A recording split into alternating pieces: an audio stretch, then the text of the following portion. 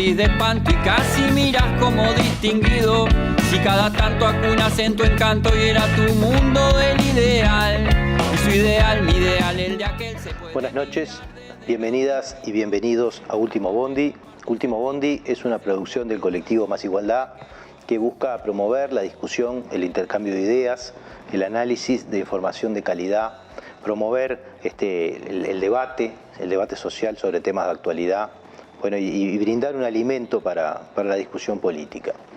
En el día de hoy vamos a estar tocando un tema complejo, pero de alto interés, que requiere ciertas mediaciones para poder ser comprendido, y por eso, como siempre, nos acompañan dos invitados, una invitada y un invitado que voy a pasar a presentar en breve. Se trata en el día de hoy de hablar de distribución del ingreso, desigualdad, preferencias por la distribución del ingreso, y nos planteamos titular este programa como la distribución del ingreso y la riqueza y la lucha política por la igualdad. En ese marco, decir que bueno, hace por lo menos 2 siglos que el mundo occidental viene discutiendo sobre asuntos de pobreza, pero quizá no tanto sobre asuntos de desigualdad, y que en los últimos tiempos este asunto de desigualdad y por lo tanto de la distribución del ingreso y la riqueza, que es una de las dimensiones de la desigualdad, ha venido al tapete con nueva información, con nuevas investigaciones, con nuevos elementos para poder ser pensado o repensado. Hoy nos acompañan Cecilia Rosell, socióloga, doctora en Gobierno y Administración Pública, profesora de dedicación total en Ciencias Sociales de la UCUDAL, vicerrectora de investigación. Y nos acompaña también Mauricio de Rosa, investigador y docente del Instituto de Economía de la UDELAR, máster en políticas públicas y desarrollo, y también doctorando en la Paris School of Economics, donde está cursando este doctorado nada menos que con Piketty. Por lo cual vamos a tener un montón de información y de reflexiones para compartir. Bueno, en ese marco les damos la bienvenida simplemente haciendo una pregunta bastante abierta, ¿no?, sobre este asunto. Bueno, ¿de qué hablamos cuando hablamos de distribución del ingreso y la riqueza? ¿De qué hablamos de preferencias por la distribución del ingreso y la riqueza? Como para poder ir entrando en tema en este primer bloque introductorio. ¿Quién arranca? ¿Cecilia? Mauricio. Mauricio. ¿Yo? En primer lugar, bueno, muchas gracias por la invitación y me disculpo que tengo la voz un poco, tengo un hilito de voz, me va quedando. La pregunta me parece relevante porque en general cuando hablamos de desigualdad uno puede estar hablando de muchas cosas distintas y suelen crearse confusiones. Uno puede estar hablando de desigualdad de oportunidades, de acceso a servicios públicos, desigualdad cultural, o sea, hay un millón de variables que uno puede considerar y de dimensiones. En general, cuando hablamos de desigualdad económica y en particular distribución del ingreso y la riqueza, estamos hablando de cosas como bastante específicas. Cuando hablamos de desigualdad de ingresos, estamos hablando de la distribución de los salarios, las jubilaciones, las transferencias, incluso los ingresos por capital que recibimos las personas. La desigualdad de riqueza, la patrimonial, refiere más como a las tierras, los edificios, las empresas, los activos financieros que tienen las personas. Son dimensiones que son distintas, pero que están naturalmente muy interrelacionadas. Pero estamos hablando esencialmente de eso, ¿no?, de la distribución de recursos económicos, recursos materiales que son los necesarios para llevar adelante una vida razonable. Decías recién que la discusión, digamos, el tono de la discusión o el nivel en que se discuten estas cosas ha variado en el tiempo, eso es muy cierto. Venimos los últimos 10 o 15 años de un repunte de la discusión sobre desigualdad que ha vuelto, digamos, del ostracismo. Hasta hace relativamente poco, estudiar desigualdad implicaba estar aislado en un departamento de economía desconocido, en algún sótano, literalmente, estudiando los temas sin demasiada relevancia. El tema ha vuelto a la agenda, ha vuelto en parte porque la desigualdad en el mundo, y en particular en algunos países, ha venido creciendo muy rápidamente. Pero además ha vuelto porque el interés académico retornó, y digo retornó porque en realidad, si uno va al principio de la disciplina, no solo autores que uno podría esperar como Marx, sino los fundadores de la economía, Adam Smith, David Ricardo, tenían el tema de la desigualdad como una preocupación central, en algunos casos por razones éticas, como puede ser en el caso de Adam Smith, pero más en particular porque entendían que entender la desigualdad y entender el funcionamiento de la economía eran dos caras de la misma moneda. O sea, la desigualdad está integrada orgánicamente con el funcionamiento de la economía, no son cosas distintas, no es que la desigualdad es un subproducto del no solamente había una discusión ética, sino también en los problemas del desarrollo, en qué medida favorecía o dificultaba el desarrollo. Exacto, y que entender la desigualdad implicaba entender la economía, el funcionamiento de la economía. Entonces, por eso es un tema que es súper relevante y es una buena noticia que esté volviendo a la agenda distributiva, y a la agenda de investigación, perdón, y también a la agenda pública de discusión, y por eso espacios como estos son tan importantes. Bien, y como esto tiene una dimensión política enorme, que bueno, que la vemos manifestarse en los conflictos distributivos que habitualmente estamos, pero que además configuran el debate social, ¿no? Porque esto se mete, aunque uno no lo vea en forma directa, pero por distintos caminos entra siempre en la discusión social sobre el gasto, sobre la protección, sobre demás cuestiones, es que esta idea de cómo piensan las sociedades este asunto se torna sustantivo desde el punto de vista sociológico y político, ¿no? Correcto, sí. Hay una cosa importante que planteaba Mauricio recién que tiene que ver con la distribución del ingreso y las distintas implicancias que tiene eso. Vuelve, ¿no?, a la agenda o aparece en la agenda a raíz, no solamente en el plano académico o en la agenda académica, sino también en la agenda política. ¿Sí? Hace unos años, en un estudio que hacíamos con una colega, con Verónica Amarante, una colega de la Facultad de Economía de la UDELAR, mirábamos cómo en América Latina la agenda de investigación pasó de la pobreza a la desigualdad y mostrábamos ese giro en artículos, digamos, ¿no?, en cantidad de producción asociada a eso. Y eso en una región como América Latina es muy importante porque la desigualdad estuvo durante mucho tiempo, existía obviamente, pero estaba invisible en la discusión, o era relativamente invisible en la discusión académica y también relativamente invisible en la discusión política y por tanto también relativamente invisible en la discusión de política pública, ¿no? Entonces un primer punto que está bueno traer y capaz retomar más adelante es que la desigualdad no es un destino inevitable de los países, no es algo dado, es algo que ocurre por el tipo de políticas que los gobiernos llevan a cabo, ¿no? O sea, no es una cosa natural, no es un estado natural de las cosas, y se puede cambiar. Ese es el primer punto y lo tiro como para retomar cuando hablemos un poco más de las políticas.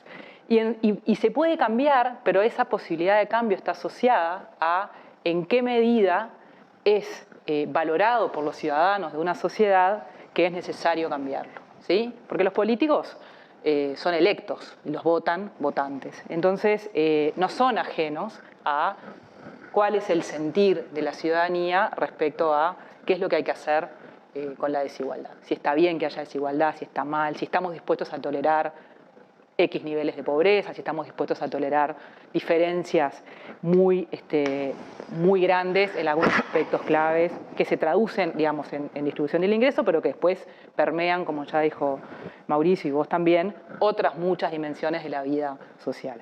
Y en ese sentido, siempre se plantea en la literatura que la desigualdad que los países tienen es un resultado agregado de preferencias individuales, ¿no? Lo que pensamos cada uno de nosotros, más lo que piensan todos los que están, ¿no?, en la sociedad uruguaya fuera de este estudio, eso produce algún tipo de mix que da como resultado cierto equilibrio de preferencias, que es lo que al final produce que los gobiernos X hagan o no hagan políticas para reducir esa desigualdad.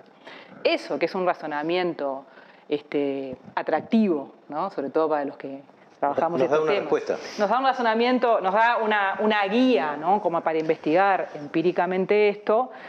Es complejo, ¿sí?, porque hay una cadena causal, ¿sí?, entre lo que preferimos nosotros tres y lo que finalmente el gobierno o los pasados o los futuros hacen, que es muy larga, ¿sí? Entonces, en esa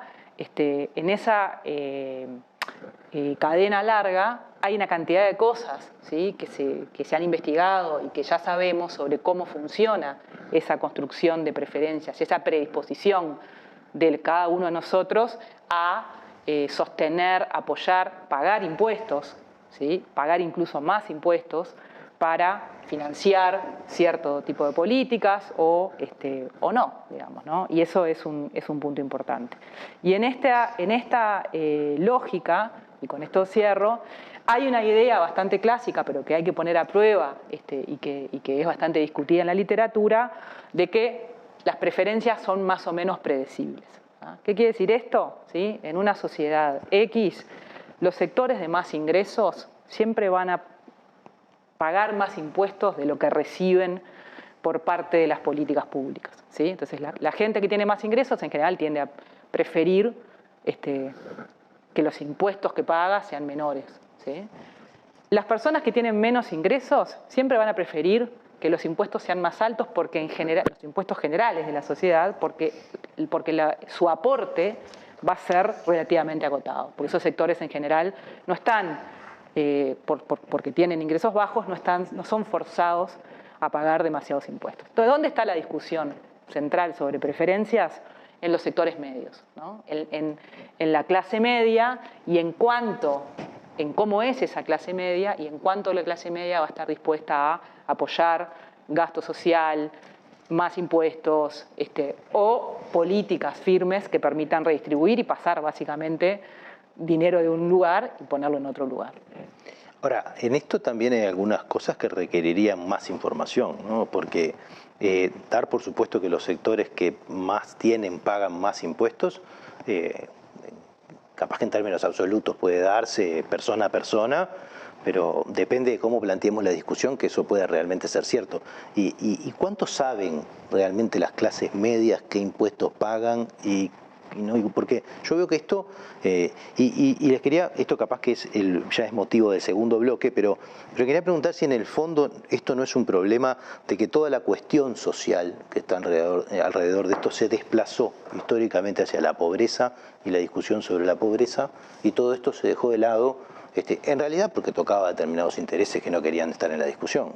O porque teníamos orientaciones de política que, ya sea porque venían desde alguna visión más caritativa del mundo, estaban dispuestas a contemplar algunas cosas, pero no que nos metamos en otras. Sí, que además ese discurso es un discurso que ciertamente sigue muy presente. Digamos, cuando uno plantea cuestiones relativas a la desigualdad, una primera respuesta que uno siempre espera es que la desigualdad no es el problema es la pobreza. El problema es la pobreza. Esa discusión sigue presente. Ahí, digamos, la respuesta también por defecto es que incluso si a uno solo le preocupa la pobreza, reducir la pobreza sin reducir la desigualdad se puede, pero es muchísimo más difícil y más lento. Entonces, en realidad son problemas que están interrelacionados. Eso digo, incluso si a uno solo le preocupa la pobreza.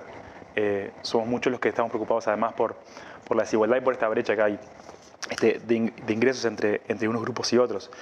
Yo creo que ciertamente hay muchísimo desconocimiento. Hay desconocimiento en nosotros los investigadores en términos de cuánto sabemos exactamente de cuánto ingreso tienen los muy ricos, cuántos impuestos pagan, mucho más en el resto de la población, que es, digamos, algo muy difuso exactamente quiénes son los que llevan el grueso de la carga, por ejemplo, tributaria en el país, pero también es muy difuso la propia ubicación de cada uno de nosotros y nosotras en la distribución del ingreso. Vos hablas de clase media recién, y también Cecilia. ¿Qué digamos, es eso? Claro, ¿qué es eso? Y en Uruguay y en todo el mundo, por lo menos en el mundo occidental, todo el mundo se considera de clase media, o sea... La clase media soy yo. Los grupos, si uno divide la población en deciles, la gente de los deciles más pobres tiende a ubicar sistemáticamente más arriba la distribución cuando uno les pregunta dónde cree que están, que lo que realmente están. Todo el mundo es decil 4 o 5, y la gente que está en el decil 9 o 10 tiende a ubicarse en el 6 o 7. Correcto. Pero uno puede hacer ese ejercicio y también, de hecho, uno se sorprendería. Para entrar al decil 10 en Uruguay no es necesario tanto ingreso, digamos, con ingresos relativamente moderados, del entorno de 60.000 pesos líquidos mensuales. Uno ya entraría en el decil 10. Entonces hay mucha confusión también sobre qué implica, o sea, cómo luce la distribución del ingreso y qué lugar ocupa uno en esa distribución. Y eso también hace que este debate sea mucho más ruidoso. Sí, hay un elemento adicional a lo que plantea Mauricio, que es así, y es que no solamente importa la percepción que las personas tienen sobre dónde se ubican en la distribución del ingreso y la percepción que tienen sobre qué tan lejos están de aquellos que están en los extremos, por ejemplo, de la distribución, ¿no? O sea, soy clase media, pero además, bueno, qué tan cerca estoy de ser pobre o qué tan realista es aspirar a ser en el decil 10 de la distribución, sino que también importa cuál es la percepción que los ciudadanos tienen respecto a lo que dan y lo que reciben, ¿sí? Eso es muy importante, y de hecho está muy presente en esta discusión y en la discusión de política pública cotidiana que vemos. Yo tengo derechos porque pago mis impuestos. Correcto, ¿sí? Entonces, y ahí, obviamente, la visibilidad de las cosas que se reciben y que recibimos es variada, ¿sí? A veces es muy visible, ¿sí? Son visibles y por eso son contenciosas las discusiones sobre transferencias, ¿sí? Y son mucho menos visibles los beneficios y los accesos, digamos, ¿no? Que los ciudadanos tenemos a otro tipo de políticas, ¿no? O a resultados, digamos, de otro tipo de políticas. Y eso también moldea bastante la disposición que cada uno de nosotros tiene a apoyar cierto tipo de políticas, a aumentar el gasto, a financiar ese gasto y demás. Muy bien, tenemos que cerrar este primer bloque. Vamos a volver en el segundo bloque ya para ir un poquito más a qué cosas sabemos de esto, qué cosas se han medido, qué cosas se han estudiado en estos últimos tiempos, ¿no? Cómo contestar algunas de estas interrogantes que ahora estábamos colocando para ilustrar un poco de qué trata este tema. Así que sigan con nosotros que volvemos en un minuto.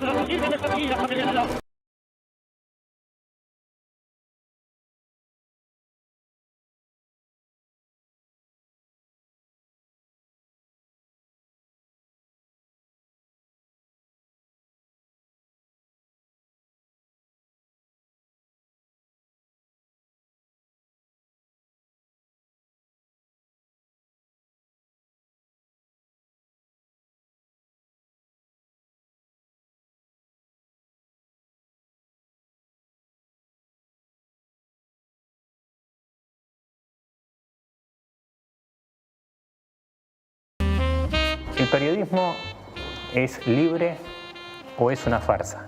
Así lo decía Rodolfo Walsh. Apoyá el periodismo libre. Apoyá Caras y Caretas. Vuelta, ahí, tan. Es un honor formar parte de Caras y Caretas TV, donde hay lugar para todo tipo de contenido y también para el humor. ¡Sumate!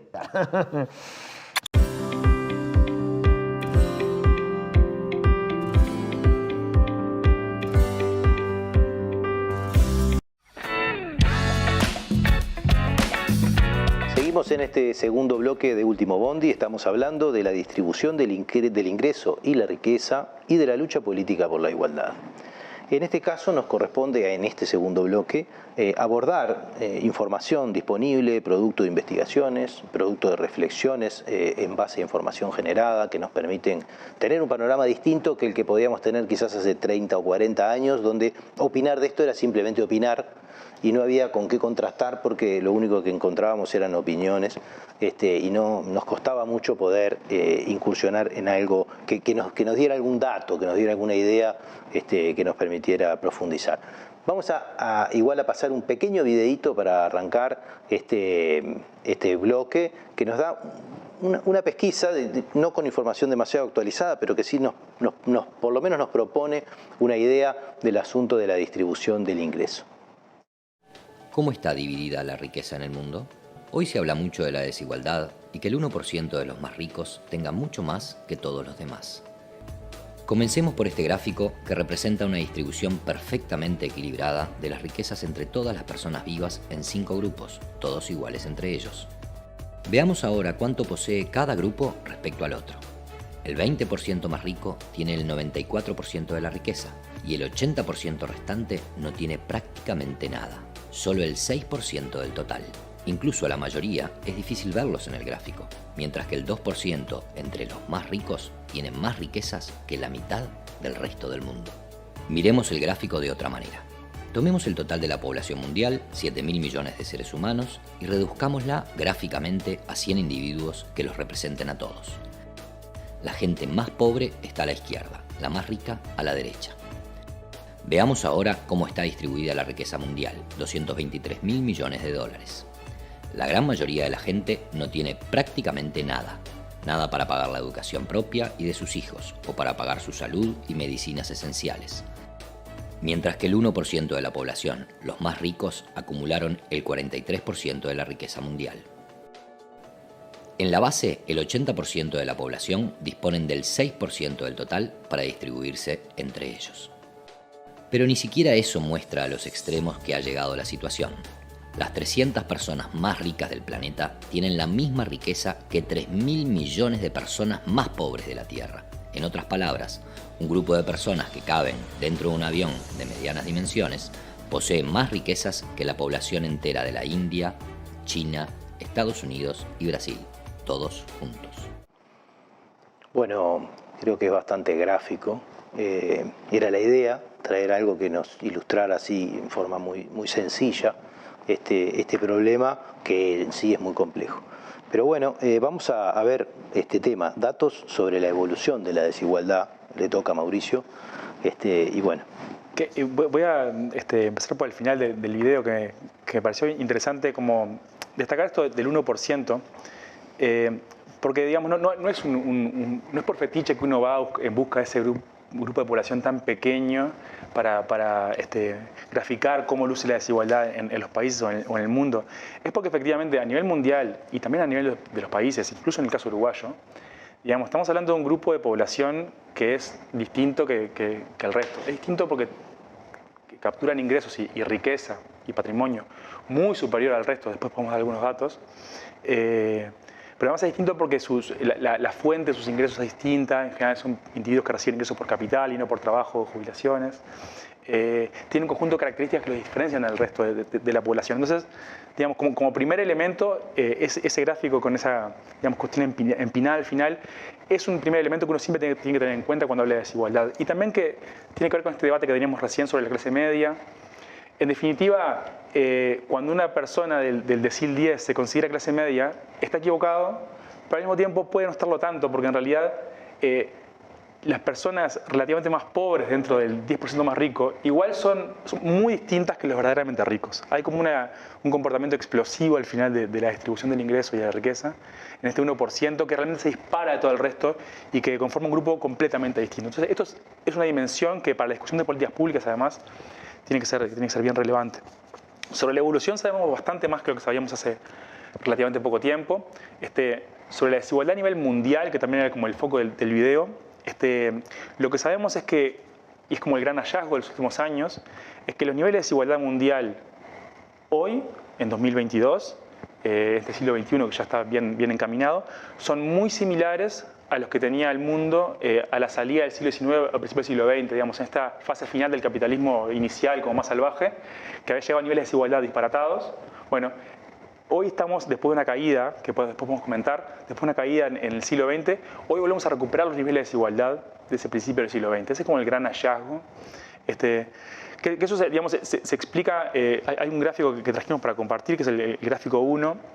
¿Pueden pasar? Esencialmente lo que es solamente para ilustrar, pero lo que vemos ahí es que en realidad la desigualdad a nivel mundial uno puede, digamos, dividirla entre la desigualdad entre países y la desigualdad dentro de los países. O sea, el conjunto de la desigualdad de las personas es la combinación de estos dos fenómenos. Y básicamente lo que vemos es que hasta la década del 80 los países ricos se separaban del resto, crecían mucho más rápido, esta gran divergencia que hubo en el siglo XX entre los países ricos y los pobres, y eso es lo que empujaba la desigualdad hacia arriba, la que la mantenía en niveles altos, mientras que la desigualdad dentro de los países, en particular en Europa y Estados Unidos, mantenían los niveles de desigualdad dentro de esos países más o menos en niveles bajos. Pero en el 80 hay un cambio, es que en realidad la desigualdad entre países se empieza a cortar, China e India en particular empiezan a arrimarse a los países desarrollados en términos de PIB per cápita, pero la desigualdad dentro de los países cambia de tendencia y empieza a crecer muy rápidamente. Entonces neutraliza este efecto positivo, digamos, del acercamiento de China e India a los países más ricos. Entonces llegamos a una situación en la que hoy estamos en niveles de desigualdad que, insisto, son muy similares a los del siglo. Eso es lo que se ve ahí en el cruce de la gráfica, donde la contribución a la desigualdad pasaría a ser más que de los propios países, sino de las personas adentro de los países. Exactamente, dentro de los países. Consolidando un sector de muy ricos global. Como Exactamente, que decía, ¿no? esa es la lectura exactamente. Y esto es relevante porque quiere decir que en realidad en este periodo reciente, mirar lo que pasa dentro de los países y dentro de las regiones tiene mucho sentido, porque ahí está la fuerza, digamos, que está empujando la desigualdad al alza. Entonces tiene sentido mirar lo que pasa en las regiones, en los países. En América Latina hay muchísima discusión. Digamos, la narrativa hasta ahora era que había habido una caída de la desigualdad muy marcada en todo el continente en los primeros 15 años del siglo XXI. O sea, entre 2000 y 2015 una caída muy grande de la desigualdad en el continente. Eso ahora se está empezando a poner un poco más en duda, también en base a nuevas investigaciones, nuevas fuentes de información, en particular la información de origen tributario, que permite mirar justamente mejor a este 1%. Y ahí hay más dudas y ya no surge una imagen en la que en toda la región cayó la desigualdad. Hay países que cuando uno corrige por este tipo de información, cambia la película. Por ejemplo, el caso de Chile es un caso típico que si uno mira las estimaciones tradicionales y mira las encuestas de hogares de Chile, uno ve una caída de la desigualdad impresionante, pero cuando uno corrige con otra información, en realidad la desigualdad no solo no cae, sino que crece. Pero eso es porque en general los sectores ricos no declaran su riqueza en las encuestas. Exactamente. Las encuestas tienen problemas en todo el mundo, no solo en América Latina, para captar lo que pasa con los muy ricos. También con los muy pobres. También. Sí, ahí tiene problemas en toda la línea de frente, pero en particular pero con los muy esta ricos, tiene resultados que son, logra revertir los resultados que muestra la encuesta. y eso lleva a lo que vos comentabas antes, ¿no? En el bloque anterior, que hay mucho desconocimiento sobre efectivamente cuánto es el nivel de desigualdad, cuánto... entonces, bueno, estas nuevas digamos, resultados de estudios vienen a plantear algunas dudas sobre qué pasó con la desigualdad en América Latina. En algunos países se confirma la caída de la desigualdad, en otros no tanto. El caso uruguayo es un caso bien típico del grupo en el que sí se confirma la caída de la desigualdad. Estudiemos como la estudiemos, con el indicador que utilicemos, con la fuente de información que usemos, la desigualdad en Uruguay siempre comprobamos una y otra vez que cayó fuertemente entre 2008 y 2013. Hubo una caída muy marcada, esencialmente, para ponerlo como en términos sencillos, recorrimos un tercio de la distancia que nos separaba de los países más igualitarios del mundo en muy poquito tiempo. Fue un logro verdaderamente espectacular del Uruguay en muy poco tiempo, pero que se detuvo rápidamente. Se quedó ahí, ¿no? 2013-14 se frenó y pasó eso, hubo ese frenazo que ahora en realidad se empezó a revertir lentamente. Y con un elemento empezó más... a crecer de nuevo la desigualdad. Sí, bueno, la gran pregunta del 2022 es si hay un cambio de tendencia o no, pero sobre eso podemos volver después. Pero lo que quería decir es que, y para cerrar, que esta caída imponente de la desigualdad en Uruguay que hubo entre 2008 y 2013-14 se vio acompañada por una estabilidad en este 1% de más ingresos, ¿sí? Es decir, la desigualdad cae fuertemente, pero cae sobre todo porque el 99% se volvió más homogéneo. El 1% quedó incambiado. Quiere decir que los súper ricos no aportaron nada a la reducción de la desigualdad que se vivió en Uruguay. Exactamente. Aportaron los bastante ricos, como quien dice, los medios, y bueno, y crecieron los de abajo, ¿no? Porque la atracción del empleo para salir de la pobreza también impacta fuerte. Esa es la lectura, y es como un sabor agridulce que queda porque efectivamente hay un logro que es cierto y que es muy espectacular. Realmente la caída de la desigualdad en Uruguay fue muy grande, si uno compara con otros países, incluso de la región, fue realmente muy grande, pero uno se queda con eso de que el Mayagoro no puso nada. Algo así. ¿No? Bueno. Ahora, esto nos gira al otro lado, porque hasta 2013, como decías vos, veníamos reduciendo la desigualdad y después quedó planchada la desigualdad, ¿no? Volvió, no se modificó, podríamos decirse que se agotó el poder distributivo de las políticas públicas impulsadas por los primeros gobiernos progresistas, pero también hubo un cambio en la actitud de la gente frente a esto, ¿no? Sí. Bueno, una cosa antes que es importante, y tomo lo que planteaba Mauricio del caso chileno, es un caso bien interesante porque cuando uno miraba los datos de evolución de la desigualdad y mira el caso chileno desde lugares más cualitativos, si se quiere, por decirlo de alguna manera, mira el estallido social, ¿sí? Previo a la pandemia, mira lo que ha sido la cantidad de casos visibles, digamos, de captura de las élites chilenas de los ámbitos políticos y los ámbitos de decisión, que son obviamente elementos que hay que tener en cuenta, ¿no? Porque este 1% tampoco es neutro, ¿no? Digamos, son actores que también son actores fuertes. Son actores que también, no tienen por qué serlo siempre, pero digamos, no hay que desconocer la influencia que el dinero tiene en la política, asunto que ha sido estudiado bastante en América Latina y en Uruguay. Entonces, digamos, es muy contrastante ver cómo una mirada sobre la desigualdad muestra una cosa, otra mirada, ¿sí?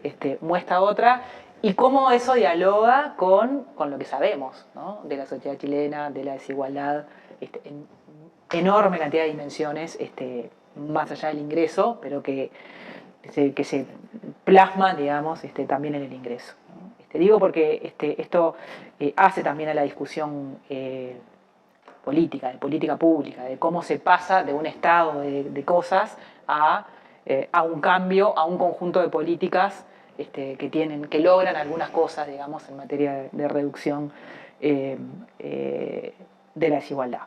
En materia de percepciones o predisposición a redistribuir o apoyo, ¿no? Y acá engloba una cantidad de cosas, ¿no? Disposición, como dije antes, a pagar impuestos, apoyo a cierto gasto social de algún tipo, en distintos en servicios, en transferencias y demás.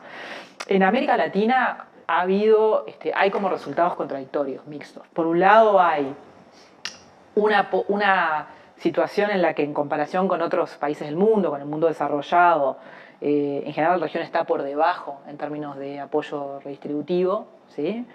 Y al mismo tiempo una evolución que no es tan reciente, ¿sí? De un crecimiento de percepciones negativas sobre algunas políticas redistributivas o sobre cuestiones muy vinculadas con eso, como por ejemplo percepciones sobre la pobreza o percepciones sobre la desigualdad, ¿no? ¿Y por qué esto es interesante? Porque los datos a veces muestran una cosa, pero los ciudadanos no necesariamente captan eso, ¿no? O tienen una visión muy sesgada sobre lo que está pasando, ¿no? Uno de los ejemplos claros de estos es la evolución en Uruguay y en otros países de la región de la cantidad de personas que piensan que la pobreza es un fenómeno individual, de mérito propio, ¿no? De un problema generado por falta de voluntad de las personas versus, ¿no? en contraste con algo que es producto de un fenómeno más estructural, ¿no? De falta de oportunidades, por ejemplo, ¿no? Y esa percepción negativa y colocada en la responsabilidad de los individuos sobre la pobreza ha crecido de manera muy marcada en varios países de la región y en Uruguay en particular, entre el 2008 y el 2012, ¿sí? Esto ya era así. Lo cual, según la literatura, es algo que es esperable que pase, pero, digamos, porque es esperable que estas percepciones cambien en la medida en que la situación general de los individuos mejora y los niveles de pobreza bajan, ¿sí? Cuando hay la mitad de la población es pobre, es difícil imaginarte que esto es una cuestión de responsabilidad individual. Cuando eso baja a niveles mucho menores, aparecen estas percepciones de que, ¿no? El que no trabaja es porque no quiere, o porque, ¿no? o la gente que está en la calle es porque no le interesa trabajar, o porque demás. Y estas percepciones, ¿sí? Que han ido cambiando son muy preocupantes, ¿sí? Porque sobre estas percepciones es que después hay que montar políticas públicas, digamos, ¿no? Sobre la opinión de estos votantes es que después hay que montar políticas públicas. Ahora, yo me pregunto, porque creo que yo he leído estudios de esta naturaleza, lo que no he encontrado un análisis muy profundo sobre el papel de los medios de comunicación y el papel de los sectores conservadores, por ejemplo, en esta discusión sobre la distribución. Hace poquito leía un trabajo sobre transferencias monetarias que se hizo acá en Uruguay, que tiene muchos capítulos y que alguno analiza las actas parlamentarias y otro analiza, ¿no? los comentarios en prensa, y uno puede distinguir claramente que después de una especie de larga luna de miel, por decirlo de alguna manera, con políticas distributivas o de cierta neutralidad con políticas distributivas, aparece un discurso fuerte y aporofóbico contra las transferencias monetarias, ¿no? A favor del problema de las contraprestaciones, ¿no? Como se instaló políticamente en un lugar que no estaba, ¿no? Con muchas interpelaciones parlamentarias y demás. Y yo me pregunto, porque la formación de opinión tiene mucho que ver con lo que consumimos a diario, ¿no? El gran problema que yo veo en esto es cómo hacemos para transmitirle a la gente información veraz ¿no? Y parámetros para analizar y sacar la cuenta de si le conviene o no le conviene, incluso desde el autointerés nada más, ¿no? Del interés puramente egoísta, de decir qué más me conviene a mí, prescindiendo de lo que le pase a la sociedad, sí pagar un poco más de impuestos y tener mejores servicios, o cuánto recibo yo, ¿no? de esto que están planteando. Porque he visto mucha gente quejarse por el pago de impuestos que capaz que es más beneficiaria de gastos que otros, ¿no?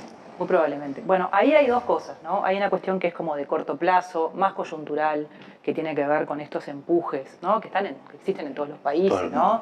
De modelos más conservadores o más progresistas, o cierto peso de la discusión en los medios. Pero lo que es interesante es y que es claro en la literatura, es que sociedades más desiguales producen percepciones más desiguales. ¿Sí? Entonces, en la medida en que nosotros vivimos en países donde la pobreza, o en ciudades donde la pobreza es invisible, ¿no? Donde las situaciones de mayor vulnerabilidad, no es invisible, ¿no? Pero digo, si nosotros nos embarcamos hacia un modelo de ese tipo, hacia la separación de la gente, ¿sí? hacia que las distintas clases sociales no se junten. No ver lo que no quiero ver. Sí, no se junten. Evitar que circulemos todos en el mismo espacio. Y esto tiene miles de implicancias, ¿no? Desde la escuela pública hasta los espacios públicos, en fin, ¿no? El comercio, los shopping, en fin, una cantidad de cosas que están asociadas a cómo se organiza la vida social. En la medida en que esas desigualdades son invisibles, también son invisibles las percepciones sobre las necesidades existentes y las injusticias que tenemos en la sociedad, ¿no? Entonces, un punto importante, y esto parece medio perogrullo, pero yo creo que es importante, un punto importante es siempre recordar las enormes injusticias que tenemos, con las que convivimos y a las cuales nos acostumbramos y que no tenemos que acostumbrarnos, digamos, ¿no? Ese es un punto importante. Y el otro es confiar en que no solo la desigualdad produce preferencias más débiles, digamos, ¿no? O tiene ese riesgo, sino que también las propias políticas son productoras de preferencias, ¿sí? Las propias cosas que hacen los estados, son productoras de preferencias. Entonces no es lo mismo, ¿sí? Y pongo un solo ejemplo, lo dejo a Mauricio, no es lo mismo, ¿sí? Defender servicios públicos con la menor estratificación posible, accesibles para todos los sectores, incluyendo por supuesto a los sectores medios y demás, con los niveles de calidad que los sectores medios demandan, que asumir que queremos construir un conjunto de servicios públicos residuales. Sí, o residuales, ya ni te digo asistenciales, residuales, ¿sí? Focalizados y demás. Eso produce distintos outcomes desde el punto de vista de las preferencias y los apoyos ciudadanos para lograr cambios intertemporales. No lo voy a dejar a Mauricio. Tengo que ir a cortar porque se nos fue el bloque, pero ahora volvemos ya de nuevo porque viene el papel del Estado de una manera u otra y de las ideas políticas que tienen que ver con estos asuntos. Volvemos en un minuto.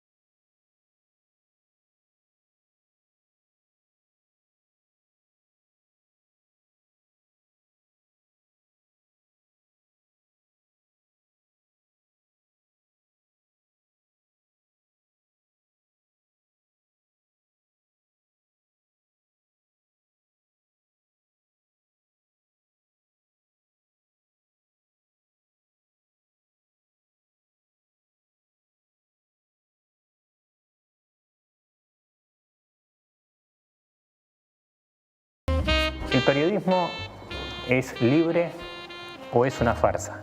Así lo decía Rodolfo Walsh. Apoyá el periodismo libre. Apoyá Caras y Caretas. Da vuelta, ahí, tan. Es un honor formar parte de Caras y Caretas TV, donde hay lugar para todo tipo de contenido y también para el humor. ¡Sumate!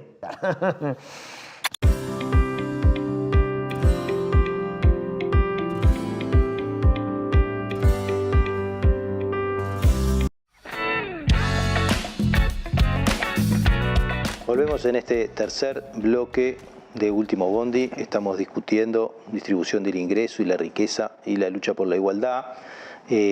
Habíamos devenido en la discusión sobre políticas públicas, papel del Estado y demás cuestiones.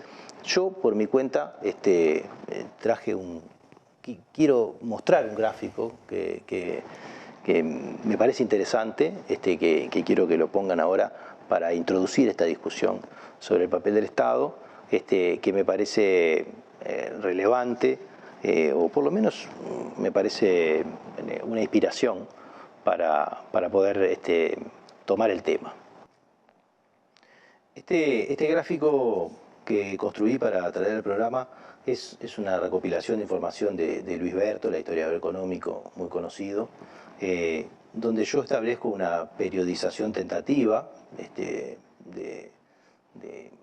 la historia del siglo XX, por decirlo de alguna manera, y en parte del siglo XXI, y que me pareció atractivo porque es un gráfico sobre el índice de Gini, ¿no?, que es el indicador más clásico usado en la desigualdad, y que muestra una relativa coincidencia entre ciertos periodos de expansión del Estado de largo plazo, ¿verdad?, que van desde el primer vallismo hasta finales de la década del 50, y cómo muestra que en donde obviamente hay un cambio, una inflexión política que logra, bajo distintas modalidades, ¿no?, expandir una visión más liberal y más neoliberal, y según el momento, hasta principios del siglo XXI, y cómo el retorno, ¿no?, de lo que podemos llamar progresismo, principios del siglo XXI, parecería marcar un incipiente descenso que vuelve a coincidir con un papel más activo del Estado. Entonces quería traer esto como una provocación para esta discusión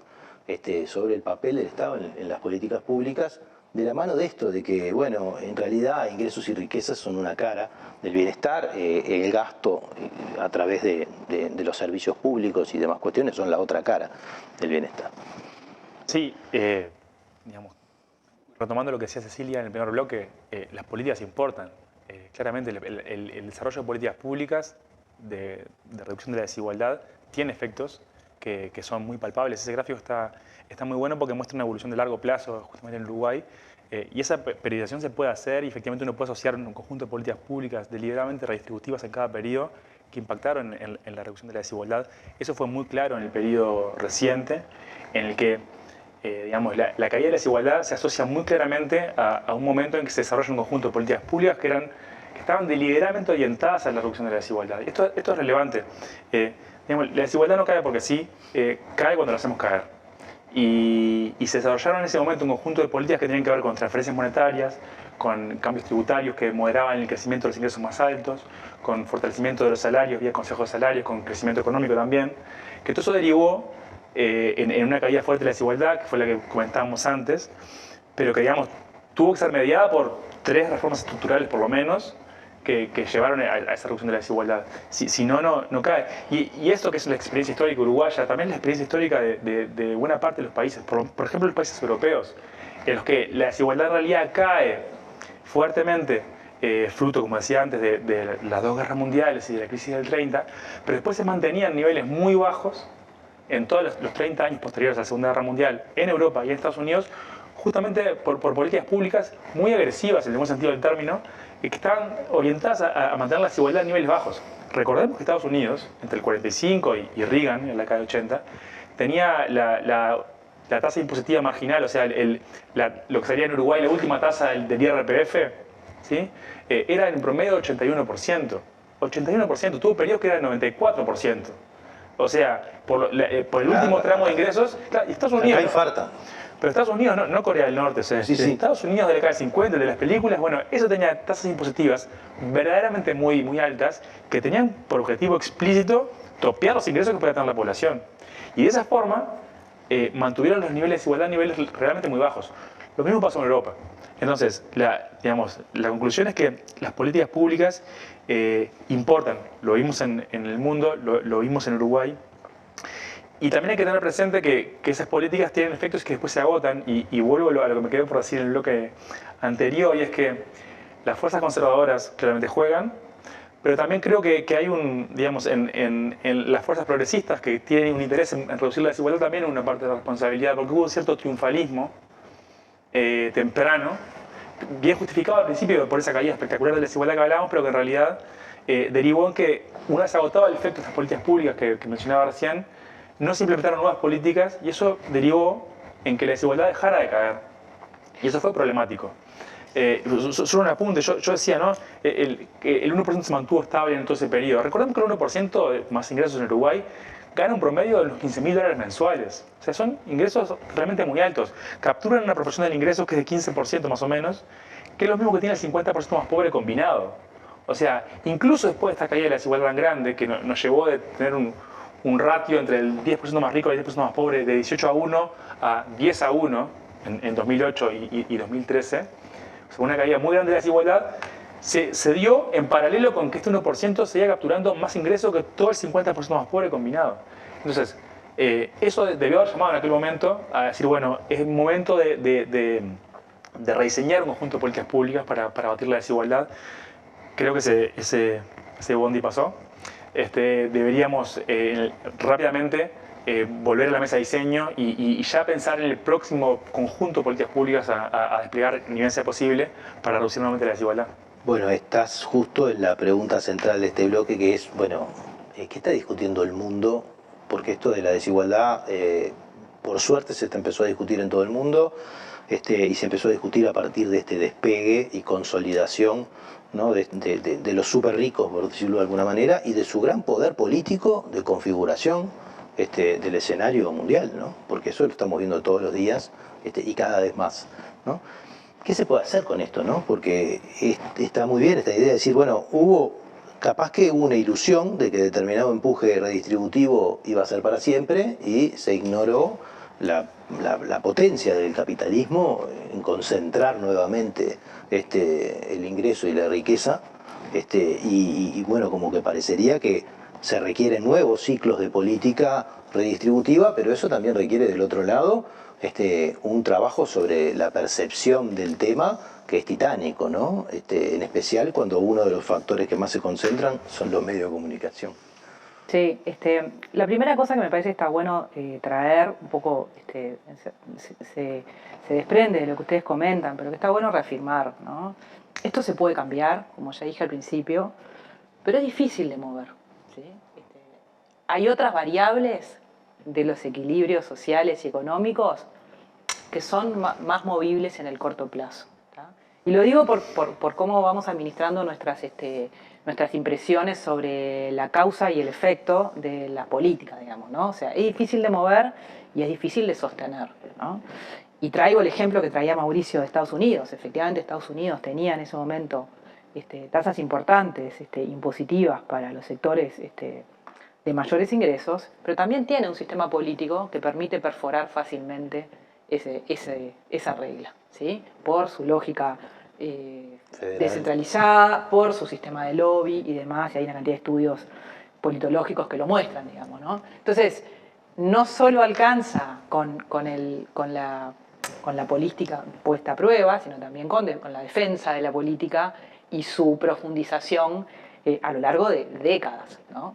Son procesos sostenidos de largo plazo. Pero sacando esa digresión, otra cosa que me parece importante, que se desprende un poco de lo que también decía Mauricio, esto no es solo política social, ¿sí? Claro. Política social es el último eslabón de esa cadena. Antes hay un paquete enorme, muy importante, que es mercado de trabajo, ¿no? Que es, como siempre dice Fernando Filgueira, un productor natural de desigualdad, ¿sí? Salvo que los gobiernos, que el Estado intervenga, la tendencia natural es a producir desigualdad, ¿sí? Y algo parecido pasa con el ámbito productivo, ¿sí? Que está incluso antes, ¿no? De la generación de los ingresos en el mercado de trabajo. Entonces, en esa secuencia de reducir la desigualdad productiva, de disminuir las desigualdades en el mercado de trabajo, insisto, este es un punto central, y de generar políticas que contribuyan o que realicen, ¿no? que redistribuyan el ingreso, sobre todo compensando los déficits en los sectores más pobres, hay un conjunto sumado muy grande de políticas que hay que tener en el lugar, digamos, ¿no? Que hay que tener funcionando mucho tiempo de manera, la maquinita siempre prendida y sin perforaciones, ¿sí? Y eso hace un poco también a la discusión política, porque la manera de no perforarlo y de sostenerlo en el tiempo es lograr coaliciones redistributivas de largo aliento, de mínima, ¿sí? O digamos, que se muevan en un gradiente de mínima o de máxima, pero que puedan sostenerse a lo largo del tiempo, incluso más allá de los cambios políticos electorales, digamos. Y eso es un desafío. Ahora, ¿hay elementos objetivos para que existan esas coaliciones? Correcto. ¿No? Sí, los hay. Pero también hay elementos objetivos para que no las haya. Entonces, también hay elementos objetivos para que no las haya. Para que no se construya. Y eso hay que mirar un poco al sistema político y a su capacidad. Hay que mirar el sistema político y hay que mirar... las coaliciones pro igualdad y su capacidad de generar alianzas, de convencer, de informar, de poner arriba de la mesa estas cosas. Sí, y también de administrar costos, ¿no? Políticos, porque obviamente la sola palabra redistribución ya nos lleva a un escenario en el que hay que sacar de un lado y poner en otro, ¿no? Y la pelea, digamos, el conflicto se da en aquellos lugares de donde sacamos, digamos. ¿Cómo lo vamos a sacar? ¿De dónde lo vamos a sacar? ¿En qué momento lo vamos a sacar? ¿Lo vamos a sacar, no? ¿Y para qué? Sí, pero la discusión más importante en Uruguay no ha estado centrada en hacia dónde hasta hace pocos años. La discusión por ejemplo, la discusión sobre transferencias sí y no, una discusión reciente, yo creo que coyuntural y de corto aliento, digamos, ¿no? Producto de un conjunto de variables que se combinaron, digamos, ¿no? Creo que la discusión más importante, y en términos de arquitectura de bienestar y de reconfiguración del estado de bienestar, tiene que ver con cómo se van administrando esos movimientos, digamos, de recursos en sectores que han ido adquiriendo peso y han ido ganando en cierta medida privilegios. Y ojo que con esto no estoy hablando del 1%, ¿no? Estoy hablando de trabajadores formales por sobre trabajadores informales, estoy hablando de hombres sobre mujeres, estoy hablando de ciertos sectores de actividad versus otros, en fin, todas esas configuraciones que se traducen después en esta desigualdad de ingresos. Mauricio. No, me quedé pensando en una cosa que destacaba Cecilia, que está muy bien, que es no quedarse como en la esfera redistributiva, simplemente, sino también como pensar en dónde se producen esas desigualdades y que tiene que ver con una dimensión que no hemos tocado prácticamente, que es la dimensión de la desigualdad patrimonial, que es una gran productora de desigualdades también de ingresos.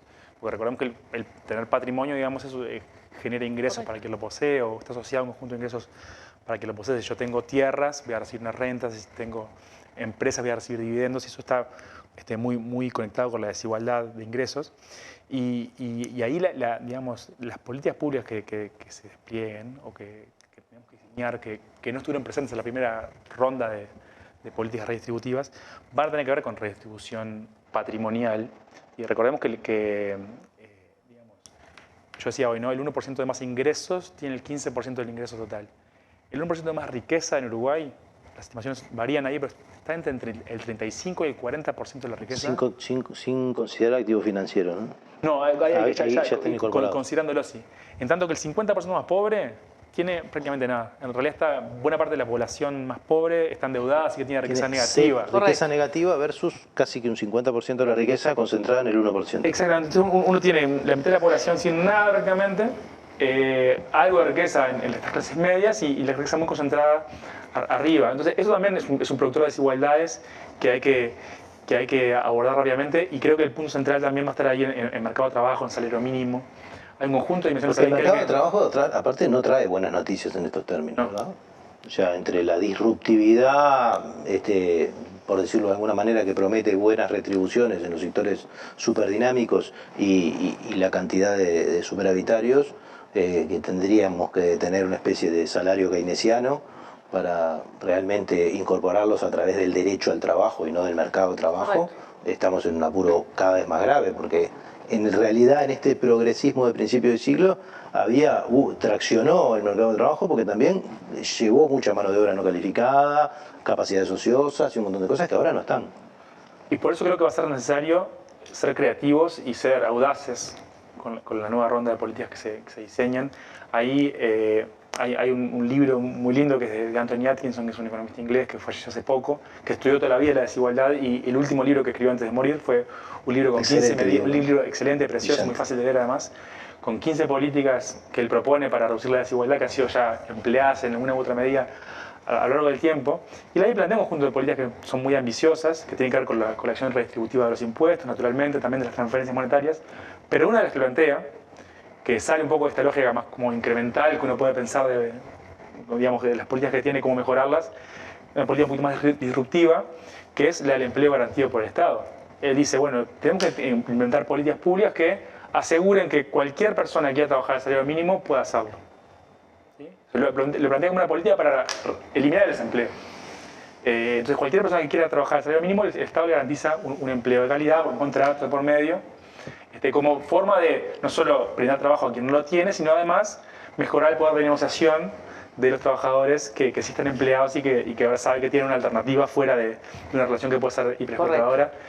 Es una política que tiene mil bemoles y podemos discutir hasta el fin de los días, pero digamos, me parece que es importante traer este tipo de propuestas que dan la vuelta, que son un poquito más ambiciosas, que salen un poquito de la esfera de lo inmediato, de lo que se puede hacer, que son más desafiantes. Porque es el tipo de políticas, esa u otra, pero son ese tipo de políticas las que tenemos que plantear ahora en más para realmente hacer frente a estos desafíos como el que vos planteas, Juan Pablo, que son mayúsculos. Estamos frente a un siglo que va a ser muy desafiante y que tenemos que estar muy preparados porque si no nos va a pasar por arriba y no vamos a poder aprovechar ninguno de sus beneficios y vamos a agarrar con todos sus costos. Nos tenemos que ir, y esto parecería que recién empieza, pero bueno, nos tenemos que ir. Me quedo con que realmente sin audacia no hay esperanza y que realmente los presagios conservadores sobre los desastres que producen las políticas distributivas y redistributivas no se cumplió ninguno. Eso es evidencia para otro programa, bien interesante, pero bueno, que prendámosle una velita a la osadía para poder discutir. Y bueno, podemos recomendar ir leyendo a Atkinson de nuevo, releyendo a Atkinson de nuevo, como puede ser un buen principio para seguir. Bueno, les agradezco mucho de verdad. Creo que es muy interesante esto. Y bueno, nosotros nos vemos en la próxima propuesta de Último Bondi.